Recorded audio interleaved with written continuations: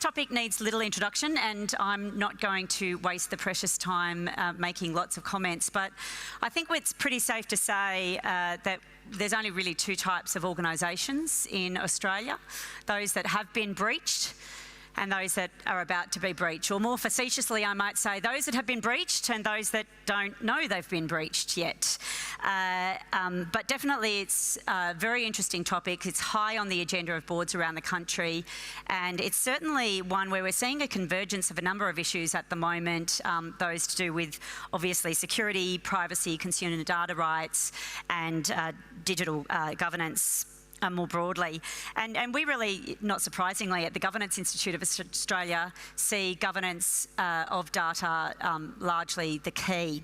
And so we've got an Australian-based team there as well, because the cybersecurity expertise there is significant. And I think, you know, there's a lot of reasons for that, but I do think the various intelligence communities around the world have helped foster some of that. So we have like ASD and ACSC, and then folks that leave into the private sector or work collaboratively with those organizations over the years and kind of see the threat and then sort of rise to that occasion.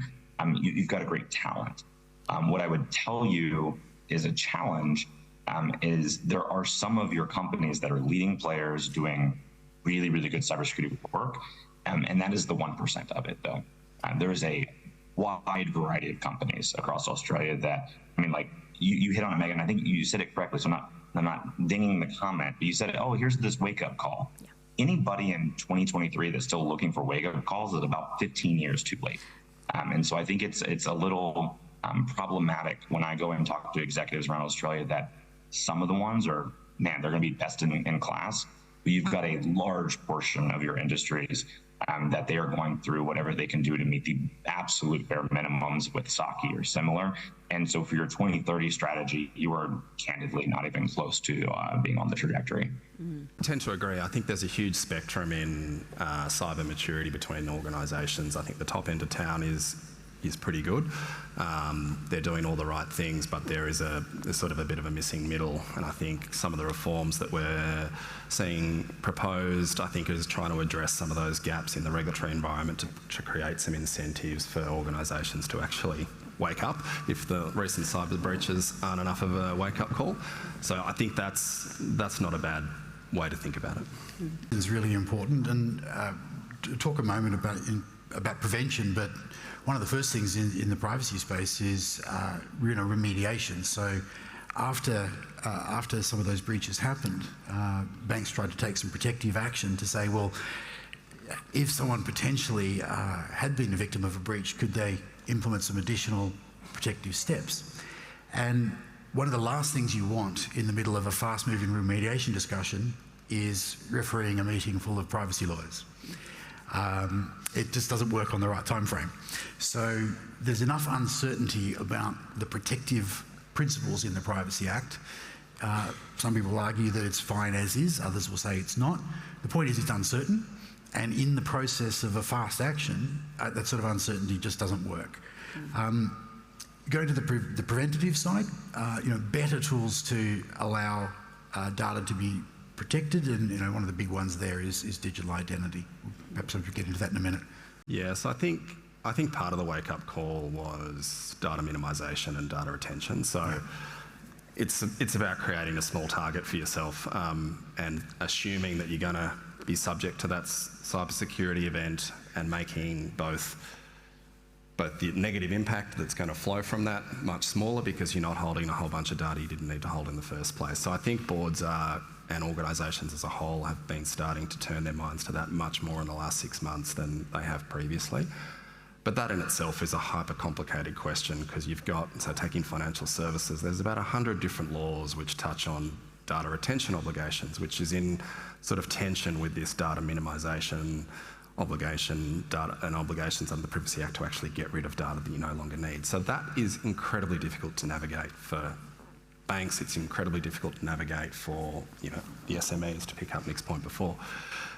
We need to help resolve that guidance, harmonisation. Something needs to give, because until we resolve that, we're just putting a bigger target on our backs that we don't need. Yeah, perfect. So I think I'll go back to just saying it really matters about setting requirements. I think and this goes even to like your board conversation about literacy, If the conversation is help us be cyber secure, you're not going to get anything out of it. If it's here's the actual requirements, then everybody can step up and understand what they can and cannot contribute to that. And the same way for private and public partners to work together, they got to have that basis. We have seen it work really well.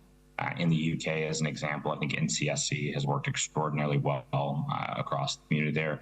The NSA in the United States, the National Security Agency, has taken a really interesting role where they've created a cyber collaboration center where it's really just focused on the practitioners being able to come together and sort of drink from the same trough. Instead of let's share information after a breach, it's hey, let's all look at the same data and see what everybody else has to offer at this. And I think that also avoids the classification issues that come up in a variety of governments. And so I would know that everybody does have that place, but right now there's a lot of people stepping over each other. And to give you another kind of bad example, while the national labs in the United States do a lot of really good work, I recently testified to the Senate in the US that I cannot name one technology that's come out of a national lab for cybersecurity that has been used across the industry. And yet we spend billions of dollars still funding them to build their own technologies when we have seen the private sector be extraordinarily competent to be able to do that themselves. So it's really about picking your strengths, not just what sounds good in policy talk. It's what can you actually deliver.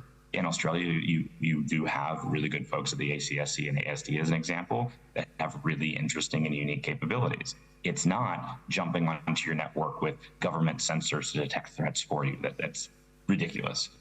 But in terms of being able to go and see interesting threats and inform the community about them, pretty strong strengths there. How much do you think that AI will play in the game? Is there a lot of conversations happening in your networks there? Yeah, it's getting discussed a lot. So obviously with AI, it becomes far more efficient to do those social engineering, spear phishing sort of campaigns. So I think there is an extra vigilance which needs to be applied around that.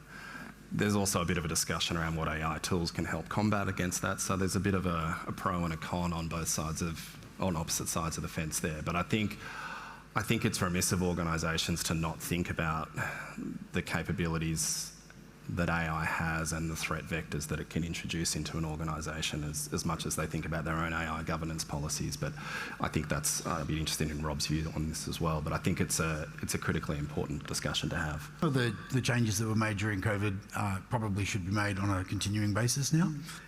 We learned that systems that were put in place sort of temporarily actually work pretty well, and maybe they might need a little bit of polishing up, but the idea is right. I guess on the broader point about collaboration, banks are regulated in many different directions, and all of those regulators take the cybersecurity angle quite importantly, and work hard on collaboration and that. Picking up on Rob's point though, sometimes they do step over each other. So one area for improvement, which has been highlighted by Home Affairs, is overlapping breach reporting obligations, different timeframes, different data, different threshold events.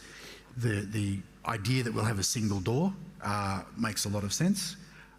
It'll be an interesting challenge whether the single door can be created over the top of conflicting underlying obligations or whether that needs to be tidied up. But then the big step forward, and I do sound a bit like a broken record, will be changing the way we think about identity in the first place. Digital identity, verified credentials is the right way to go forward to actually create a much more secure ecosystem. I think there's probably three types of companies in this one. There's those that sit at either end of the pendulum, as I spoke about before, and they'll be the laggards in the system because they'll either not innovate or they'll have beautifully protected systems, but no one will want to come and buy from them. You'll have those companies that get a bit of the balance right and they'll, go forth in the current environment. But the companies that will really thrive will actually use those guardrails as a competitive advantage in order to innovate.